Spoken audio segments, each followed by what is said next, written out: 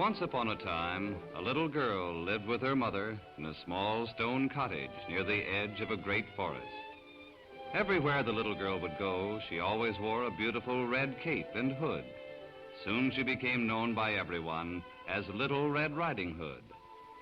One morning, her mother asked her to carry a basket of cookies to her grandmother. Her mother told her not to leave the path or stop to talk to anyone on the way. Grandmother lived in a little yellow house at the other edge of the wood, and Red Riding Hood would have to hurry to return home before dark. After waving goodbye to her mother, she set out at once, carrying her little yellow basket over her arm.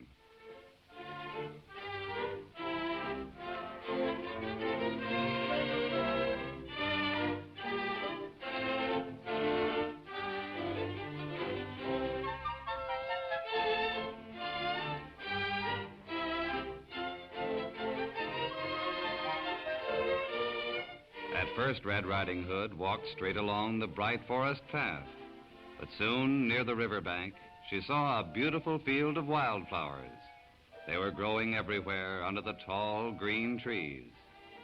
She thought it would be great fun to pick a few flowers to surprise her grandmother. Then she remembered. Her mother had told her she must not leave the path. But the day was so beautiful, the forest so friendly, and the flowers so colorful, that she thought there could be no harm in disobeying her mother just this one time.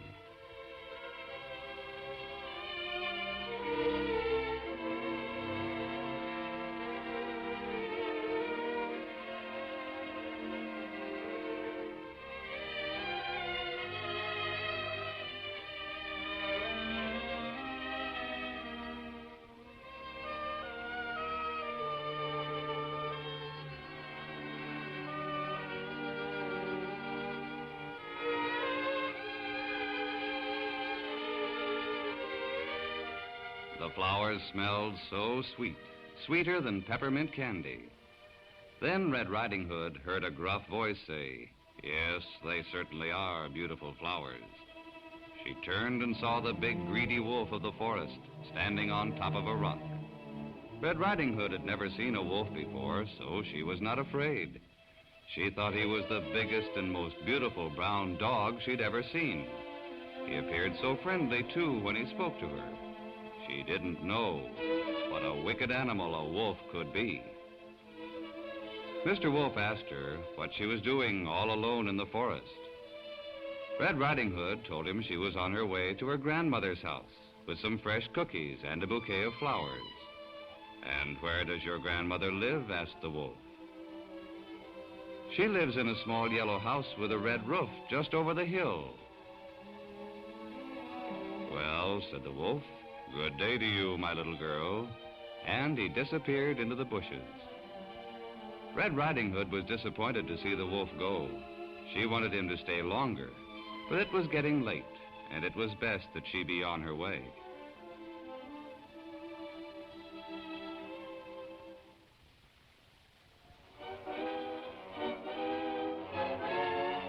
Meanwhile, Mr. Wolf ran slyly through the wood, along the path and over the hill, until he reached Grandmother's house.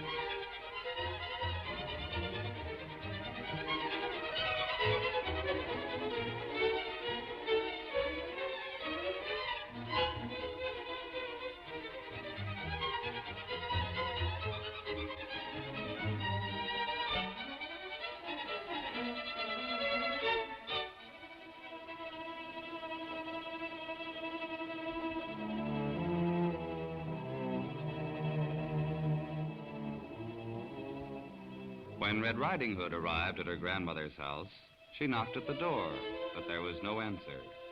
She knocked again, and a strange, gruff voice said, "Lift the latch and come in." It was strange, but the bright sunshine of the forest made Grandmother's room appear very dark. It seemed so dark to Red Riding Hood that she could hardly see her grandmother in bed. Grandmother looked so different, and her voice sounded so deep and gruff. Perhaps Granny'd been ill with no one to look after her. "Oh, Grandmother, how you've changed. What long ears you have," said Little Red Riding Hood. "All the better to hear you with, my dear," replied the wolf. "Oh, but Grandmother, your nose. What a long nose you have." "All the better to smell with, my dear," replied the wolf.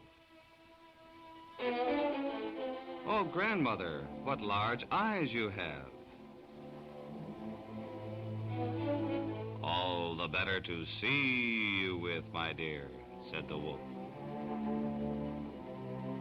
And then Red Riding Hood saw clearly his long, sharp teeth. "But, Granny, what great sharp teeth you have."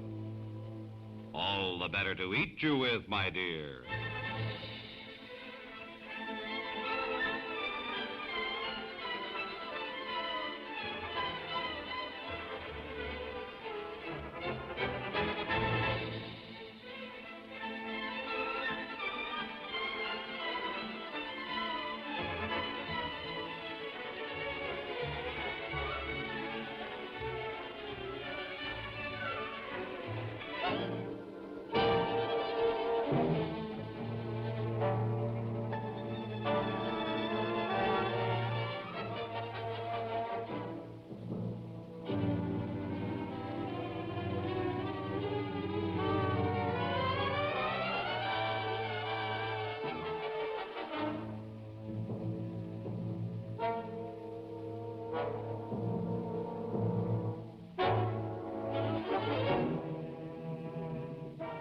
Grandmother was ever so grateful to see Red Riding Hood safe and sound.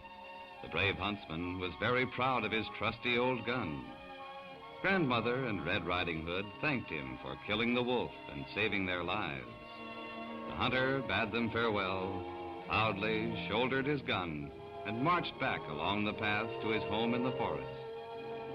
Red Riding Hood was happy to know that the greedy wolf of the forest could never again frighten or harm her. So she started cheerfully for home to join her mother, where she lived happily ever after.